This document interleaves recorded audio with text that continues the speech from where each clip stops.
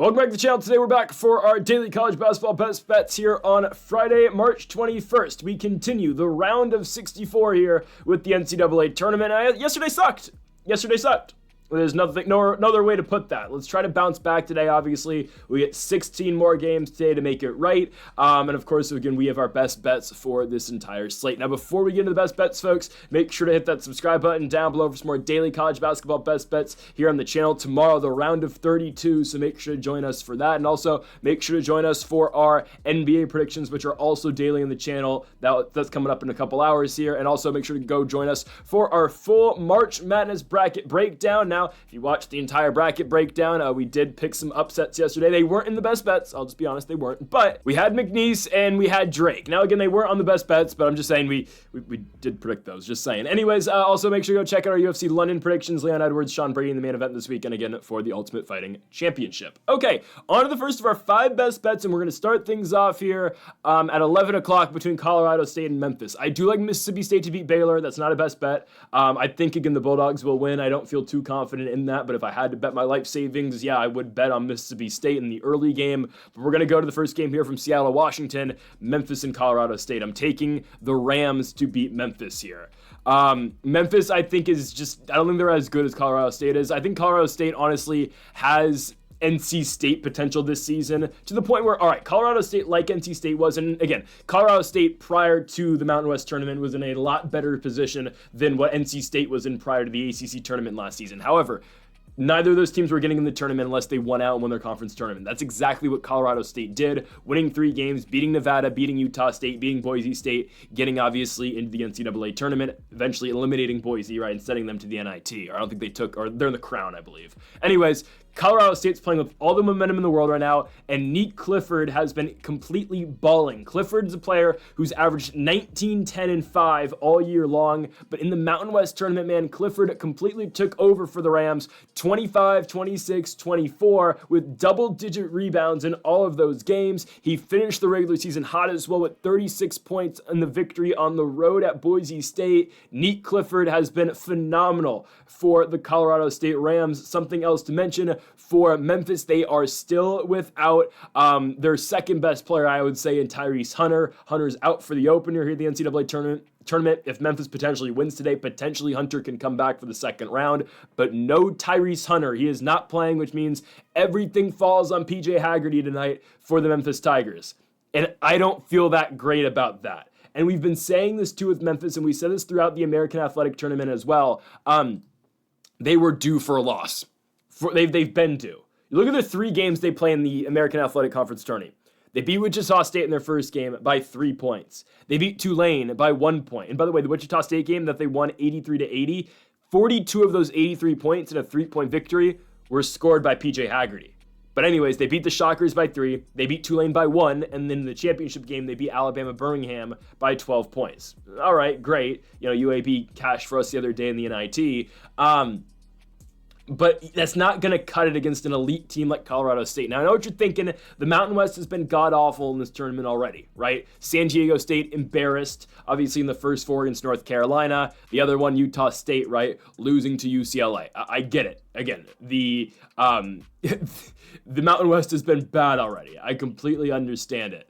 However, I think the 2 teams playing today, I think, can kind of turn the tables for the Mountain West. And obviously, we'll get to the second team. If you've been watching the college basketball best bets all year long, you know I'm pretty high on the other team for the Mountain West. But I think Colorado State's playing with all this momentum right now. They are favored to win this basketball game here against Memphis, and I think they come through. Again, I just don't think the Tigers are playing their best ball right now. And sure, they haven't lost a game since February 16th, but man, it is a whole nother world playing these American athletic teams and playing a squad that won the Mountain West.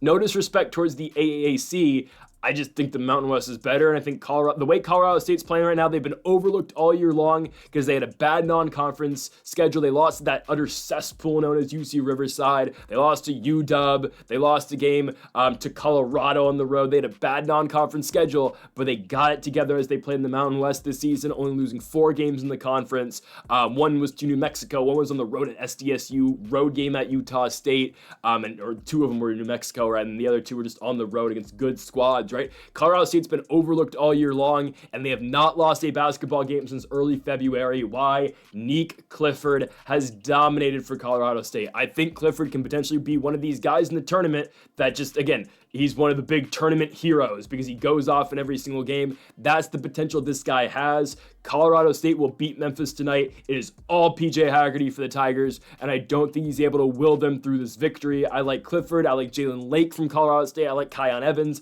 I like Jalen Crocker Johnson as well. For the Tigers, it is all Haggerty. Dane Dienja isn't horrible either, but no Tyrese Hunter, I think, really limits this basketball team. They were very close with a lot of squads in the American Athletic Conference tournament. I think if you play that style of game and give up that many points, a team like Colorado State is going to burn you, and a player like Nick Clifford is going to burn you as well. We are taking the Mountain West tournament champions and the Colorado State Rams as favorites to beat Memphis to kick off the day. We go on to our second best bet of the video. I know what you're thinking. I know. 28.5 points. We're taking Norfolk State. We are. Now, I said this in my bracket breakdown. I'm going to say it again too. Call me crazy. I am hoping I don't look stupid after today. Norfolk State, if they weren't a 16 seed, they were going to advance to the second round. That was my bold take, and I've been on this for a while. This team passes the eye test for me. I got to watch Norfolk State in person when they went to Palo Alto and played Stanford earlier this season. I witnessed Norfolk State in person. They were down 20 points in that game. They cut the lead to 2 at the end of it. And if it wasn't for Stanford shooting 30-something free throws in that game, Norfolk State would have won. They're not a bad team, guys. They're going to keep Florida within the 28.5 points. It's a great buy. It's not even a buy low spot. It's just everyone's on Florida right now. And trust me, Florida's great. I think, if I'm not mistaken, it's either Duke or Florida are the teams that most people are picking to win their bracket, right? If you watched our bracket breakdown, you know I have St. John's. We'll see how that goes, obviously. But I was expecting Norfolk to be a 15, and I said this in the bracket breakdown. I'm going to say it again. If they got Michigan State, or if they got, it was the other two I was thinking they could beat. Michigan State, Bama. If they got Michigan State or Tennessee, I was probably going to go out on a limb and say Norfolk State was going to beat them. I'm obviously not going to say they're going to beat Florida. They're 20.5 point dogs. We're going to take the 28.5 points here. Give me Norfolk on the spread. Guys, I really like this team. I really do. I've watched this team all year long. They've got a hooper, man. Brian Moore Jr., the MEAC Player of the Year. This dude's a dog. He averages 19 points a game. He's their senior guard. He's been excellent. Christian Ings can hoop too. Ings is a really good player. Ings averages 12. Brian Moore averages 18. Moore shoots 40% from beyond the arc. Ings shoots 48% from beyond the arc. This team is going to live and die by the three-point ball. And if they can hit their shots, yes, they are going to remain competitive against Florida. I'm not going to tell you they're going to beat the Florida Gators. I don't think we're going to see a FDU situation or a UMBC situation here. But I think out of all the 16 seeds, yes, Norfolk State has the best chance to actually win a game. That's not the pick at all. I'm not telling you to go out on the money line and take plus 3,000 on the Norfolk State Spartans. What I am telling you is that they're going to not lose by more than 28 points. I think they're able to cover this. And again, this team lives and dies by the three-point ball. Brian Moore, Christian Ings. You might look at their record and say, 24-10, that's really bad. This team ran right through the MEAC this season. Is the MEAC potentially the worst conference in all of college basketball? It might be. They get boosted because of Norfolk State and about how great they are, but the other teams in this conference, with the exception of South Carolina State, are just really bad. We're looking at teams like Morgan State, like Howard, like Maryland Eastern Shore. I understand there's some completely really bad teams in this conference. Guys, Norfolk State earlier this season, December 31st, they went to Knoxville, Tennessee, and only lost to Tennessee by 15 points on the road. They're not a bad defensive team. They limited the Volunteers to 67 points. And on top of that, Norfolk State did not have their best shooting night in Knoxville as well. They only scored 52 points. Christian Ings led the way in scoring with 19. This team is not bad, man. They're really not. That's the comparison game I'm going to make here, is the Tennessee spot. And sure, is Florida better than Tennessee? Yeah, they are. But Norfolk only lost by 15 points. I'd be surprised if they lost this game by more than 20. I'm just going to say it. I'd be very surprised. I truly think this is the best 16 team in the tournament. it's not like they have a marquee victory. I'm not going to lie to you and say that they do. I think their best win all year is probably JMU. No, it's probably South Carolina State in the MEAC Conference Tournament Championship. That's great. But I'm telling you guys, Christian Ings and Brian Moore, those are the two guys to watch out for Norfolk State. If those guys can hit their shots early, obviously Moore is going to command the offense. He's going to take his, he's going to drive and he's going to get his looks. But if those guys are on, Norfolk State will remain competitive in this basketball game. You thought Alabama State was competitive yesterday against Auburn in the first half. I think Norfolk State, I think they're going to have the lead halfway through the first quarter. At some point, halfway through the first quarter, Norfolk State will have the lead. I really hope they don't get blown out here because I'm going to look really stupid. But trust me, guys, I've watched a lot of Norfolk State basketball this season. They are solid. I think they're going to rise to the occasion. They play good defense, and in shootouts, yes, they can remain competitive. And don't be too concerned if they're down by like 20 at halftime. They do play better in the second half. I'm just saying. Sure, Florida's great. Walter Clayton, Elijah Martin. Again, Walter Clayton right now looks like one of the best players in college basketball. I completely understand that. Florida is amazing. Are they going to go far in this tournament? Probably. I have them losing in the Elite Eight. But anyways, right? No, I have them losing in the Sweet 16, I think. Yeah. Anyways, we'll see how that goes. Crab 5, shout out. Anyways, I think Florida is good. I just think Norfolk State's able to cover the 28.5 points. I think it's too much for a team that I really rate highly, live and die by the three-point ball. They play great defense, especially for a team coming out the MEAC, giving the Norfolk State Spartans to keep this game somewhat competitive here against the number 2 overall team, if I'm not mistaken, in the country. I'm taking Norfolk State on the money line. No, don't do that. Norfolk State on the spread, plus 28.5 here in Raleigh to cover against the Florida Gators. Let's go on to our third game of the day. We mentioned the Mountain West earlier. Here it is again. Give me New Mexico. I feel like today we're just running through all of the, the Greedo plays, team MVPs today. I mean, just all these squads that have cashed for us all year long. There's another one coming up, actually, that we picked quite a bit in the regular season, too. But anyways, we talked about quite a bit in the regular season. They're coming up next. Anyways, New Mexico. Here we go. Taking the Lobos. Give me New Mexico to beat Marquette. Oh, God. The Big East surprised me yesterday, especially with Creighton, obviously, winning that early game. All right, it is what it is. Just not a great performance by the Louisville Cardinals. They got screwed on the seeding, and then they proceeded to lose in the first round. Great. Give me New Mexico to beat Marquette. Marquette is ice cold. They just are. They've lost 3 of 4, and sure, the losses are UConn and St. John's twice. The win is Xavier, obviously, an Xavier team that plays today because of their victory over Texas. But still, I'm going to take New Mexico. Yeah, I'm going to take New Mexico here to win the game outright. Guys, Donovan Dent's an elite point guard in the sport. He's one of the best point guards in all of college basketball. This team got royally screwed being a 10 seed. Just because they lost in the Mountain West semifinals doesn't mean this is a 10 seed. If they were to win the Mountain West, they probably would have been a 7. And I get it. New Mexico in the NCAA tournament last year, abysmal, right? They got embarrassed against the Clemson Tigers. I completely understand. It's their second go of it now. Guys like Nelly Jr. Joseph, Donovan Dent, they've been in this spot before now. They're experienced. They're not going to lay an egg for a second time in this tournament. They're just not going to do it. They are much improved from last year. Donovan Dent is well established as an elite point guard in the sport, averaging 20 plus a game this season. Nelly Jr. Joseph's a guy who gives you 14 and 11 on a consistent basis as well. New Mexico will rise to the occasion, especially against the Marquette team that, again, ice cold. Shaka Smart's team has not been playing their best ball. 23-10 in the regular season. Cam Jones is solid. David Joplin, Stevie Mitchell, there's guys, and of course they're led by Jones, the best player on the court. And I know Cam Jones can explode. 32 in the loss to St. John's, 28 in the win over Xavier. The best player on the court is Donovan Dent. But this game doesn't come down to Donovan Dent, nor does it come down to Jones. It comes down to New Mexico's supporting cast. It comes down to the other players on this team. We're talking about Mustafa Amzil, who started the season hot, and now he's ice cold. He shoots 25% from beyond the arc. He's still their leading scorer, but my goodness, he's fell off a cliff. True Washington. Guys, this team is undefeated in games where True Washington has scored more than 10 points. Let's make it happen tonight. CJ Noland, Flip Borikovic, Jordan Milicevic. These guys, the game comes down to the role players of New Mexico. I know Donovan Dent's going to score. I know Nelly Jr. Joseph's going to score. It's a matter of the other guys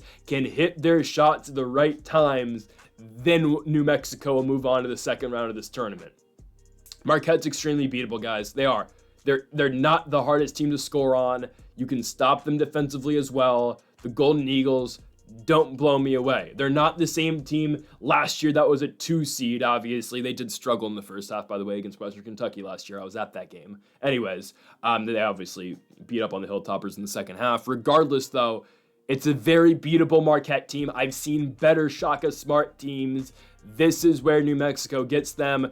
Donovan Dent, Nelly Jr. Joseph, Dent relentless to the hoop. His three-point ball. Every game I've watched of New Mexico this season, the commentators will always tell you, oh, Donovan Dent's three ball isn't the best. He's a 42% shooter from beyond the arc. Sure, he doesn't attempt that many threes, but in big moments, it's like Ryan Nembhard. In big moments, Donovan Dent's going to hit the big shots. He's the guy that you want at the end of the game to have the ball in his hands.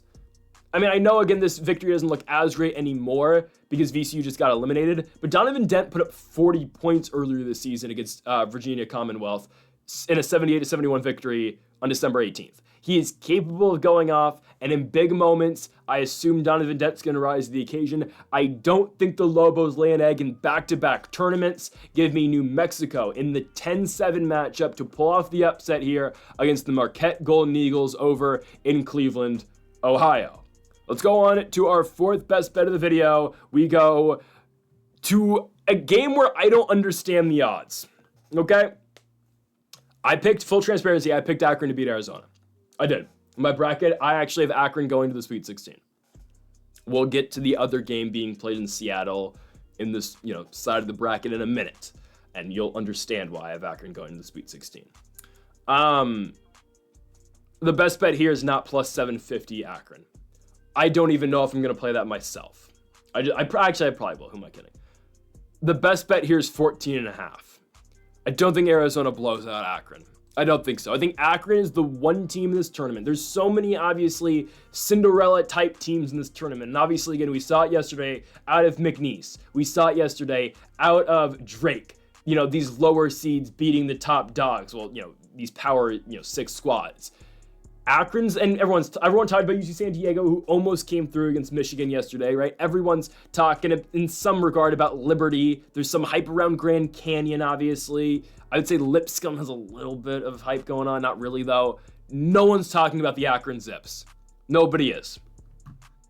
And I understand why they're getting underlooked. We've talked about this all year long, the Akron Zips. I did call at the very beginning of the season that Akron was going to win the MAC, and that's exactly what happened. Anyways, they are legitimately the smallest team in college basketball.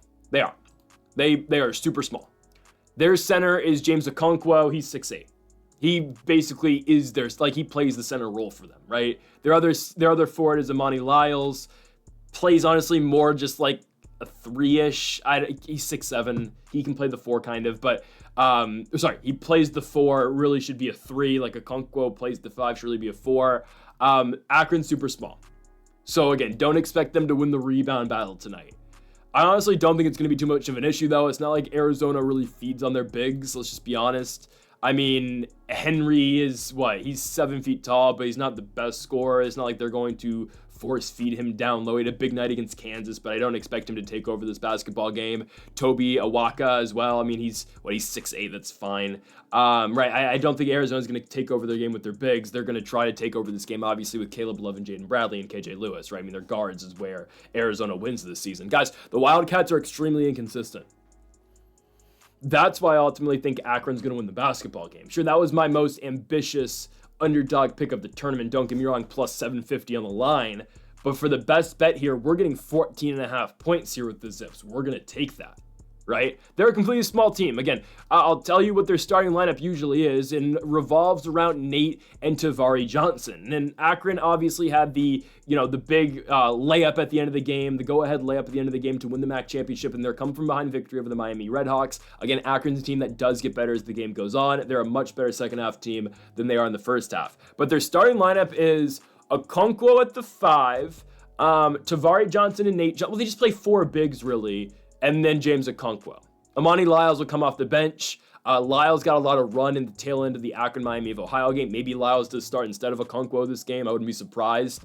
But they play 4 guards, and either, again, Lyles or Okonkwo at the 5. So it's Tavari Johnson, Nate Johnson, Isaiah Gray, and then either it's probably going to be Seth Wilson, if I'm not mistaken. Seth Wilson had a horrible MAC championship game, 0 for 5 from the 3-point line. But Tavari and Nate Johnson, and Isaiah Gray to that extent, but the 2 Johnsons, Nate and Tavari, are where you're looking for Akron, obviously, in this game. Arizona's so inconsistent, guys. They just are. We talk about the Caleb Love experience a lot, and this is exactly what it is. Guys, there's some nights where Caleb Love will look like the best player in college basketball. And then there's other nights where he's going to go 2 for 14 from the field and give you 8 points. Let's just be honest. We've seen those games before. When they went to Iowa State, they were horrible. When they went to Texas Tech, they were horrible. Well, here you go. It's a big spot, and I know Akron's going to run. I know Akron is going to take the best shots, and I think they're going to be too quick for this team. I think this is the kind of the UCSD-Michigan matchup if everything worked out for UCSD, where they weren't dealing with 2 bigs all game long and, Wolf and Golden, right? I think Akron can outrun this Arizona team. I think they're a physical team. They're going to play great perimeter defense. They're going to really force bad shots out of Caleb Love and force him to make decisions with the basketball. And I'm taking the Akron Zips to win this basketball game. Now, that's not the best bet. Again, if Akron doesn't win, they still cover the 14.5, but that's a win for us, obviously. I hope the Zips win. Again, I have them going to the Sweet 16. Trust me, that'll make sense in a little bit. But the best bet here, though, is Akron plus 14.5. I expect this game to go down to the wire, personally. Again, yes, we are taking a lot of underdogs here in March Madness, but it is March for a reason. But here again, give me the points. Plus 14.5 here on the Akron Zips. The win's an added bonus. I don't mind the sprinkle on that. The official play, though, here, Nate and Tavari Johnson and the Akron Zips, the MAC champions, go out and cover the 14.5 points here against Caleb Love and the Arizona Wildcats. We go on to our final game of the night, and we go to the nightcap. 7:10 on True TV from the Climate Pledge Arena. The Oregon Ducks take on the Liberty Flames. Here's our other pick, their big underdog pick. Again, the best bet is the points for Liberty plus 6.5. I don't dislike the money line. I'll probably play the money line definitely. But obviously the best bet's the points here on the Flames. Give me plus 6.5 for Liberty. This is why we have Akron going to the Sweet 16. I have Akron beating Arizona. I have Liberty beating Oregon. And then I have Akron actually beating Liberty. And then getting mauled by Duke. I think it's Duke, right? I'm pretty sure, yeah, it's Duke's side of the bracket. Anyways, give me the Flames here. Guys, the Flames are a good defensive team. They take their time on offense. They do. They take their time. They slow the game down. They force bad shots out of you on the other side of the ball. And they're going to take the best available shot that they get. And they don't care if that takes 25 seconds every time on their side of the court. I don't know. I just feel like this is a game that can get away from Oregon. I'm going to make the comparison to Oregon versus Nebraska. Nebraska wasn't supposed to beat Oregon in Eugene earlier this season. It was February 2nd. I think that's the day before the Super Bowl, if I'm not mistaken. Right? It was a game Nebraska was supposed to get blown out in. Oregon was like a 11.5 point favorite in that game in Eugene, and Nebraska ended up winning the game by 6 points. But what happened? Nebraska basically led from pillar to post in that game. Oregon made it look a little bit close at the end, but the Cornhuskers were in control of that entire basketball game. And what happened? Nebraska forced turnovers out of Oregon. They forced bad shots out of Oregon. And on the other side of the ball, Nebraska just took smart shots and they took their time. That's exactly what Liberty can do to Oregon tonight. I know what you're thinking. Oregon went on a huge winning streak prior to the Big Ten tournament. They did. They won they won 8 games in a row. Northwestern, Rutgers, Iowa, Wisconsin, USC, Indiana, Washington, Indiana. That's great. They lost, obviously, Michigan State. It got eliminated from the tournament.